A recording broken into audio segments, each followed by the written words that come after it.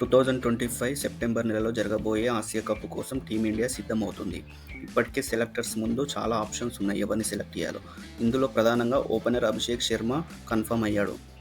Abhishek శర్మతో opening జోడీ కోసం ముగ్గురు వ్యక్తులు పోటీ పడుతున్నారు. అందులో సంజు శాంసన్, శుభ్మన్ గిల్, యశస్వి జైస్వాల్. వీళ్ళ ముగ్గురిని తీసుకుంటే అందులో సంజు శాంసన్ రికార్డు వీళ్ళిద్దరి కన్నా బెటర్గా ఉంది. అభిషేక్ శర్మతో సంజు శాంసన్ ఓపెనింగ్ జోడీ అయితే తర్వాత వన్డౌన్లో శుభ్మన్ గిల్, యశస్వి జైస్వాల్ ఇద్దరిలో ఒక్కరే ఆడతారు.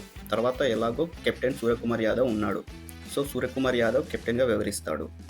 సూర్యకుమార్ యాదవ్ తర్వాత తిలక్ వర్మ, శుభమ్ డ్యూబే పోటీగా ఉన్నారు. ఇందులో ఎవరన్నా ఒకరు ఆడొచ్చు.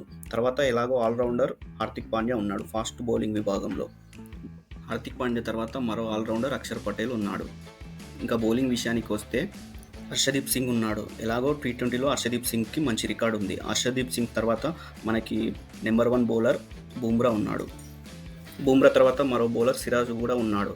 ఇంగ్లాండ్తో జరిగిన సిరీస్లో మంచిగా పర్ఫామ్ చేశాడు. చూశారుగా ఫ్రెండ్స్, ఇప్పటి వరకు మనం అంచనా వేసిన ఇండియన్ టీం. మీకు నచ్చిన ఇండియన్ టీం ఏది అనుకుంటున్నారో కింద కామెంట్ చేయండి.